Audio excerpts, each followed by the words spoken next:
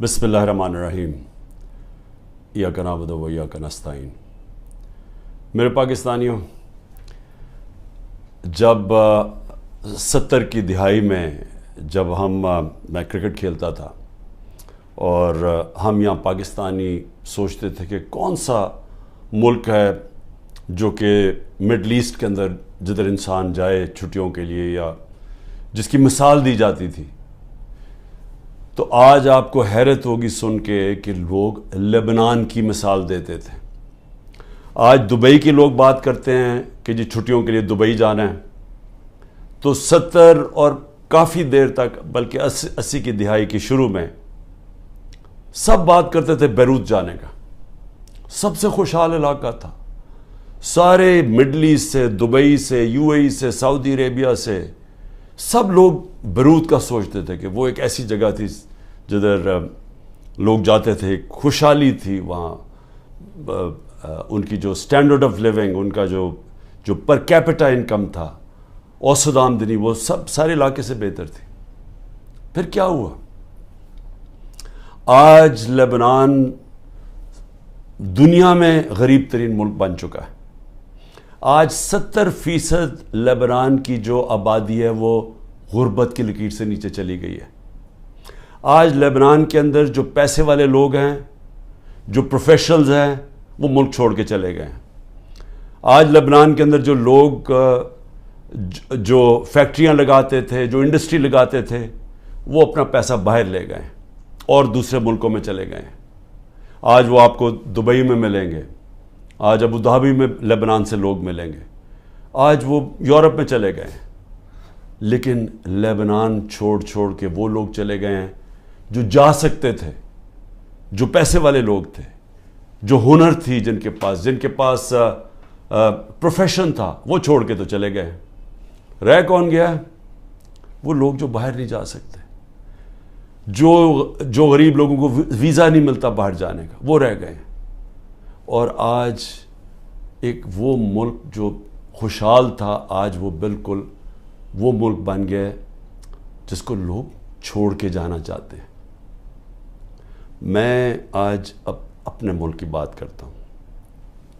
میں اس لیے یہ کہہ رہا ہوں کہ یہ جو گریس کی سمندر کے اندر جو کشتی ڈوبی ہے، جس میں آپ کہتے ہیں تقریباً 300 پاکستانی تھے، ابھی تک ہمیں پورا پتہ نہیں، کیونکہ وہ انلیگل تھے، وہ ناجائز طریقے سے جا رہے تھے، تو اس کے ابھی تک پوری رپورٹس نہیں آ رہی۔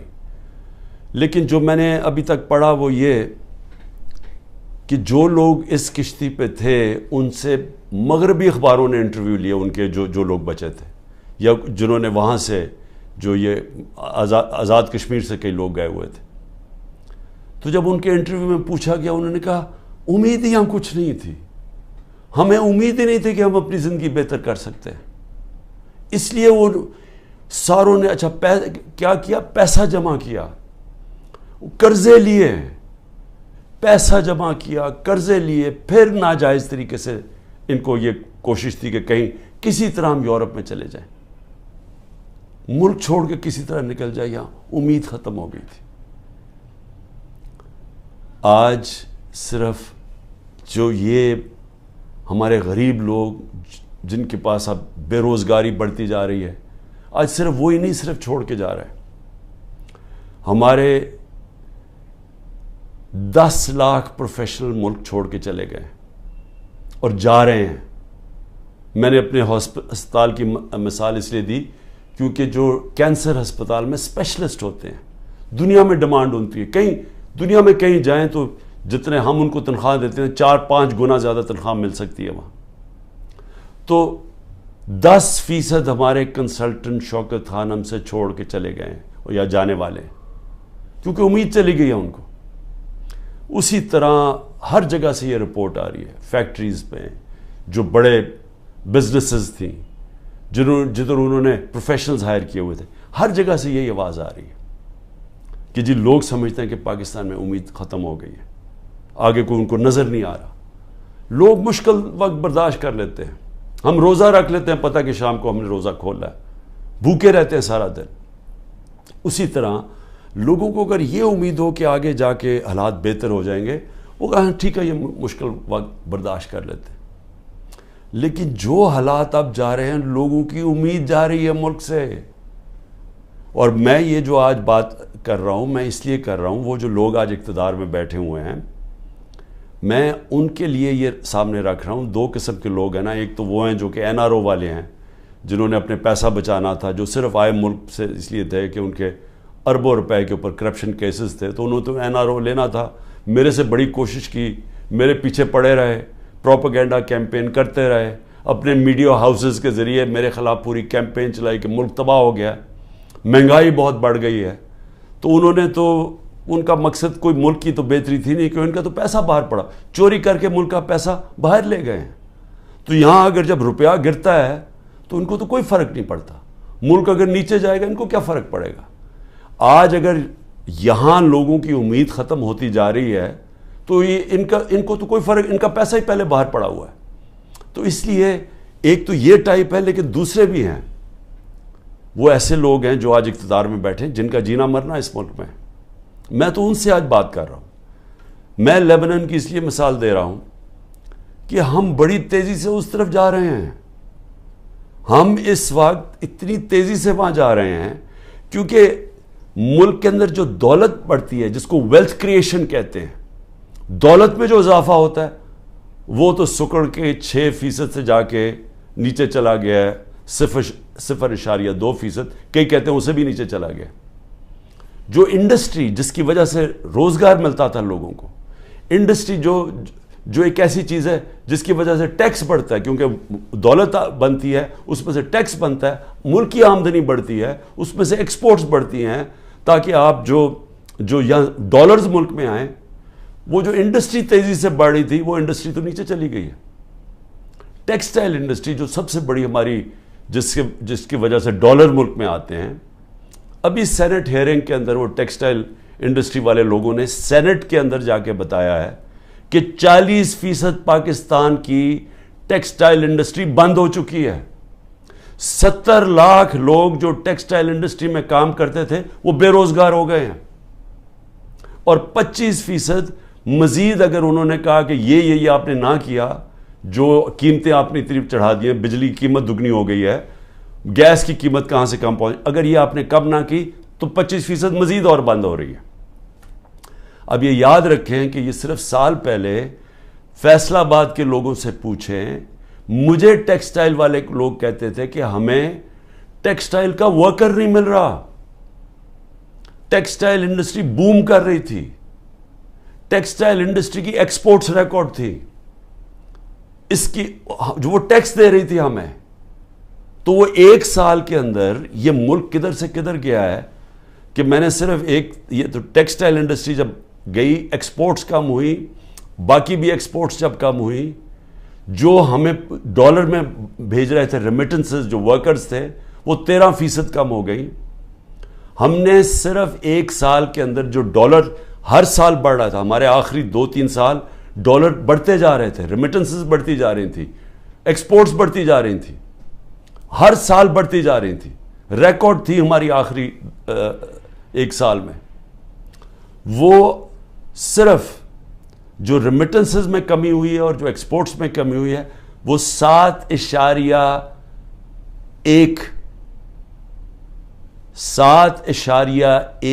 ارب ڈالر ہوا ہے.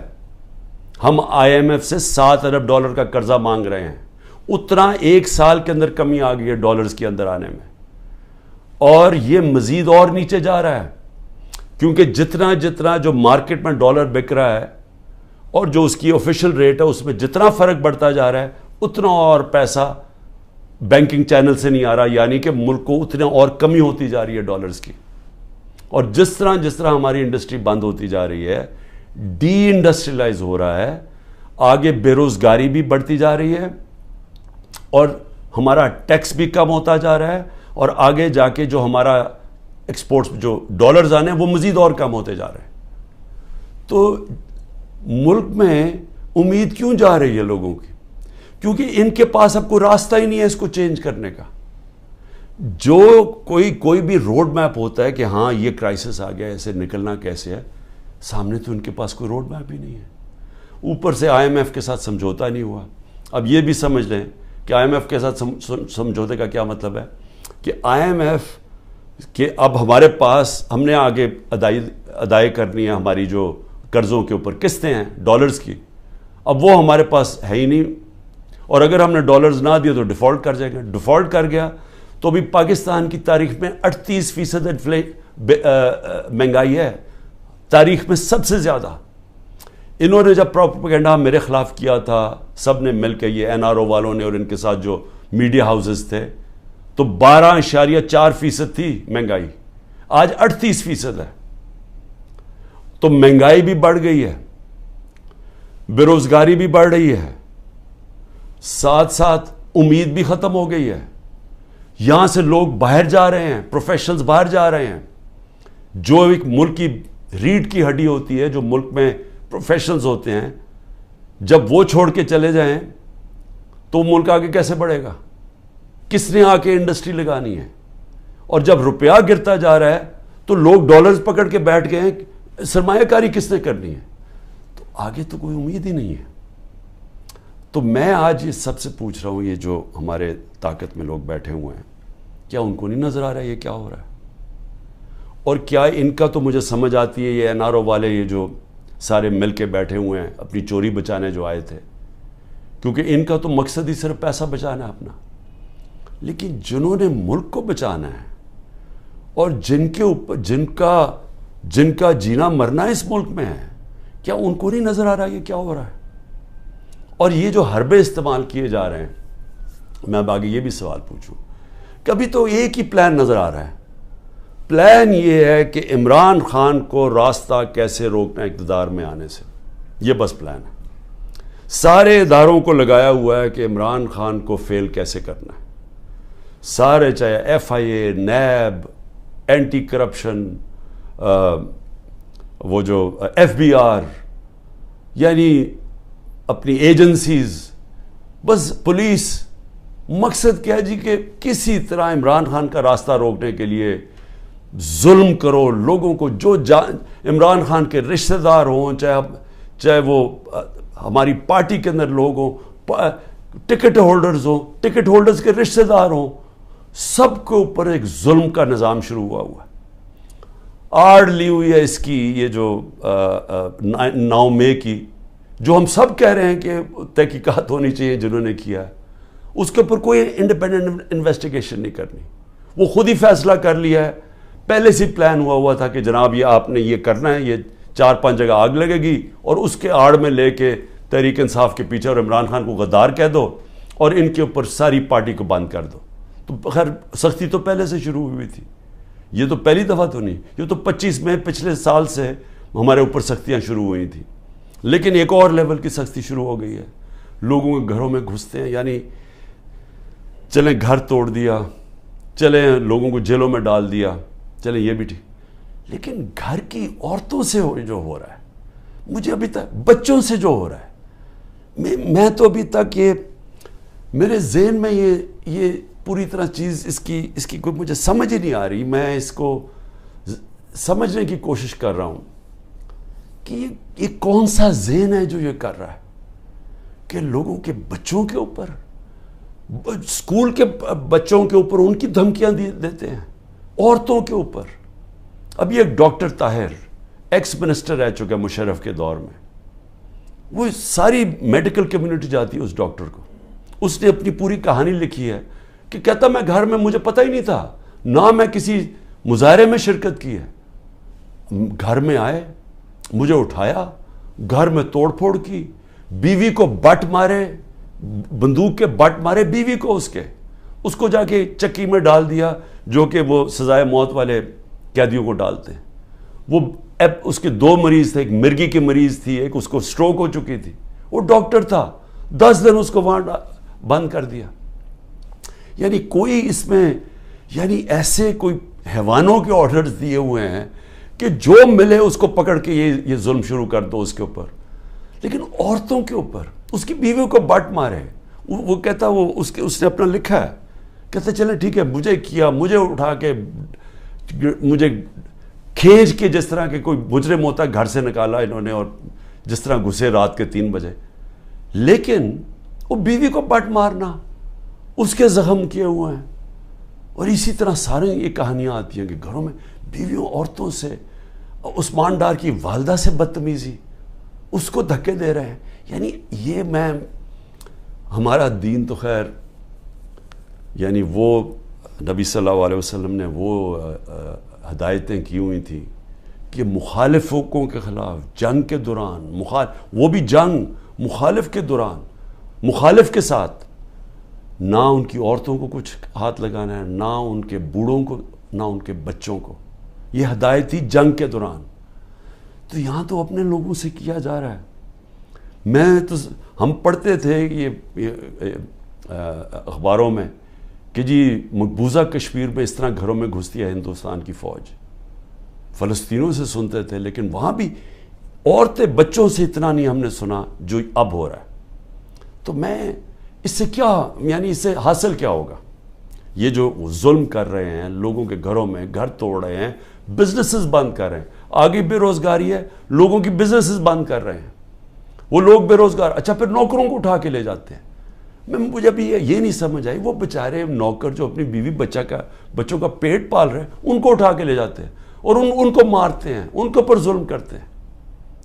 میری بہن کا نوکر 20-25 سال سے ہمارا ہوتا تھا یہاں زمان پاک میں, رحیم خنسامہ جو تھا, اس کو میری بہن کے گھر آ کے اس کو اٹھا کے لے گئے, اس کے ڈرائیور کو بھی, لیکن اس کو انہوں نے ایسا بند کمرے میں رکھا, پتہ نہیں ابھی تک وہ وینٹیلیٹر سے اترا یا نہیں. 3 ہفتے وہ وینٹیلیٹر پہ رہا ہے. 3 ہفتے وہ اپنی زندگی موت کی جنگ لڑتا رہا. تو غریبوں سے بھی ظلم. تو اس سے کیا, اچھا اب اس سے کیا حاصل کیا ہو رہا ہے؟ میرا یہ اگلا سوال ہے. 400 ہمارے ٹکٹ ہولڈرز پنجاب میں جن کو میں نے ٹکٹ دیے, تقریباً 400 ہیں, 40 صرف چھوڑ کے گئے ہیں. سب گھروں سے باہر ہیں, سب چھپے ہوئے ہیں, سب کی بزنسز کے اوپر اٹیک کر رہے ہیں, رشتہ داروں کے اوپر اٹیک کر رہے ہیں, بچوں پہ کر رہے ہیں کہ انہوں نے بچے باہر بھجوا دیے, لیکن وہ چھوڑ نہیں رہے. تو سوال میں یہ پوچھتا ہوں کہ یہ جو ظلم کر رہے ہیں اس سے کیا فائدہ ہو رہا ہے؟ سوائے نفرتیں بڑھنے کے مجھے بتائیں فائدہ کیا ہو رہا ہے؟ جو بھی یہ پالیسی کر رہا ہے نا, اس پہ کوئی عقل نہیں ہے, اس کو کوئی پولیٹکس کی نہیں سمجھ, اس کو تاریخ کی نہیں سمجھ, وہ زیادہ پڑھا لکھا آدمی نہیں ہے, یہ کوئی احمق یہ چیزیں کروا رہا ہے. سوائے نفرت کے بڑھنے کے اور یہ ظلم کرنے کے اس سے فائدہ کیا ہو رہا ہے؟ کیونکہ لوگ تو چھوڑ نہیں رہے. جو چھوڑ کے گئے ہیں, آپ نے یہ نہیں, مجھے نقصان نہیں پہنچایا جو چھوڑ کے گئے ہیں, آپ نے ان کے کریئر ختم کر دیا, آپ ان کی پالیٹکس ختم کر دی ہے. جو چھوڑ کے گیا اس کی پالیٹکس ختم ہے. اور یہ سوال پوچھیں گے کیوں نہیں چھوڑ کے جا رہے؟ ان کو بھی پتہ ہے, ان کو پبلک کا پتہ ہے کہ جس وقت وہ چھوڑ کے گئے پبلک ان کو ووٹ نہیں ڈالے گی, ان کو بھی پتہ ہے. لیکن ان کے اوپر فائلیں بنائی ہوئی ہیں, کئیوں کو چھوڑ دیا جو چلے گئے ہیں. لیکن آگے میں صرف اب آگے پوچھتا ہوں کہ مجھے کیا نقصان پہنچا رہے ہیں؟ مجھے میری بہنوں کے اوپر اور بھی رشتہ داروں کے اوپر انہوں نے کیا ہے, یہ اسی طرح کی سختی کی. سب بیٹھے ہم سہ رہے ہیں سب. میرے گھر ابھی تک سیکیورٹی کا جو چیف تھا وہ ابھی تک غائب ہوا ہے, اس کو اٹھا کے لے گئے. یہاں سے وہ آئے بچے بیچارے سوشل میڈیا کے پرسوں, ان کو پکڑ کے لے گئے. وکیل میرا آیا جو اس کا کوئی تعلق ہی پارٹی سے نہیں تھا, وہ اور اس کے ڈرائیور کو اغوا کر کے لے گئے, وہ رات تک اس کو رکھا. تو کیا میں اس سے ڈر جاؤں گا یا پیچھے ہٹ جاؤں گا؟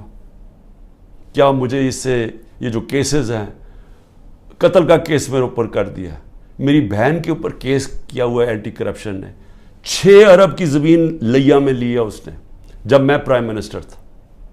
یعنی ایسے ڈفر ہیں لوگ, میں واقعی یہ ڈفر ہی ہوں گے. وہ اینٹی کرپشن سے کیس کروایا, وہ اس نے چیک سے پیسے دیے تھے, اور پیسے کتنے تھے؟ 6 کروڑ کی زمین تھی, 75 لاکھ اوپر ٹیکس دیا ہوا ہے. وہ چیک سے سارا دیا ہے, وہ چیک کے نمبرز ہیں, چیک کی ڈیٹ ہے, اور وہ کب دیے ہیں وہ میری بہن نے وہ کب یہ پراپرٹی خریدی؟ جب حمزہ شریف پنجاب کا چیف منسٹر تھا، میں پرائم منسٹر ہی نہیں تھا تب. تو اب سوچ لیں کہ یہ کس سطح کے اوپر پہنچ گئے کہ 160 کیسز ہو گئے میرے پر. کیا میں پیچھے ہٹ گیا ہوں؟ کیا میں پیچھے ہٹ جاؤں گا؟ میں تیار بیٹھا ہوں. مجھے پورا پتا ہے کہ انہوں نے جیل کا پلان بنایا ہوں، میں تیار ہوں جیل کے لیے. لیکن اس سے کیا ہوگا؟ جب میں جیل چلا جاؤں گا ڈسکوالیفائی کر دیں گے مجھے. اتنے کیسز ہیں، کبھی بھی کر سکتے ہیں. اس سے کیا ہوگا؟ یہ میری آج بات یاد رکھ لیں، کیونکہ آپ کو پولیٹکس کی سمجھ نہیں ہے. یہ پولیٹیکل انجینئرنگ بار بار فیل ہو چکی ہے. یہ جو آپ کرنے جا رہے ہیں، میری ذرا سن لیں بات. مجھے آپ ڈسکوالیفائی کریں گے، میں جیل میں ڈالو گے، تب بھی پی ٹی آئی جیتے گی. تحریک انصاف کا ووٹ بینک بڑھتا جا رہا ہے. یہ ظلم کی وجہ سے اور لوگ ہمارے ساتھ آ گئے ہیں. لوگ چھوڑ اس لیے نہیں رہے، لوگوں کو بھی پتہ ہے، نیچے سے پتہ ہے، پبلک ان کے ساتھ کھڑی ہے. ورکر کیوں نہیں چھوڑ کے جا رہا؟ ورکر جیلوں سے نکلتا ہے، اس کو سوچیں بری طرح رکھتے ہیں. وہ عدالت میں جاتا ہے، تحریک انصاف زندہ باد کے دعوے لگاتا ہے. وہ کیوں نہیں چھوڑا؟ کیونکہ قوم جب ایک نظریے کے ساتھ کھڑی ہو جائے، آپ ڈنڈے مار کے ان کو نظریہ نہیں ان سے نکال سکتے. یہ جو بھی پالیسی بنائی ہوئی ہے ظلم کرنے کی، یہ فیل ہو گئی ہے. یہ پالیسی کامیاب نہیں ہو سکتی. آپ جب بھی الیکشن کروائیں گے، میرے سے آج لکھ کے لے لیں، تحریک انصاف سویپ کرے گی. بلکہ آپ نے پی ڈی ایم کا جنازہ نکال دیا ہے. آپ نے ان پارٹیز کو بالکل جو رہی صحیح کسر ہے ختم کر دی ہے. یہ اب الیکشن ہی نہیں لڑنے کے قابل. یہ وہ الیکشن کوشش کریں گے، وہ جو ابھی کراچی کے اندر وہ جو میئر کا الیکشن ہوا، اس ٹائپ الیکشن. وہ میئر کا الیکشن تو ہو سکتا ہے انڈائریکٹ. جب جنرل الیکشن ہوگا اس ملک میں 25 کروڑ لوگوں کا، وہ کوئی کنٹرول نہیں اس کو کر سکتا. جب بھی آپ الیکشن کروائیں گے ہارنا ہے. لیکن یہ ملک کا کیا بن رہا ہے؟ میں تو صرف اس لیے آج پوچھ رہا ہوں، میں بار بار ڈالو کی بات اس لیے کرتا ہوں، مجھے اپنے ملک کی فکر پڑی ہوئی ہے، مجھے اپنی فکر نہیں ہے.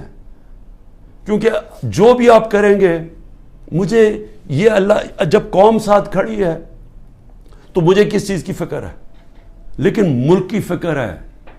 کیونکہ ملک، ہم لیبنان کی طرف تیزی سے جا رہے ہیں. ہمارا ملک تیزی سے نیچے جا رہا ہے. اور سب سے خوفناک، جب ایک قوم کے لوگوں کی امید ختم ہو جائے. اور یہ جو بات کی خواجہ آصف نے اوورسیز پاکستانی کی، یہ میری بات یاد رکھنا کہ جب بھی یہ ملک انشاءاللہ ایک دن ہم کھڑا کریں گے، اوورسیز پاکستانیز کے کندھوں کے اوپر کھڑا ہوگا. اس نے اتنی سٹپڈ بات کی کیونکہ اس میں کم عقل کا آدمی ہے. اس نے یہ کہا کہ جناب وہ جنازے صرف دفنانے آتے ہیں یہاں.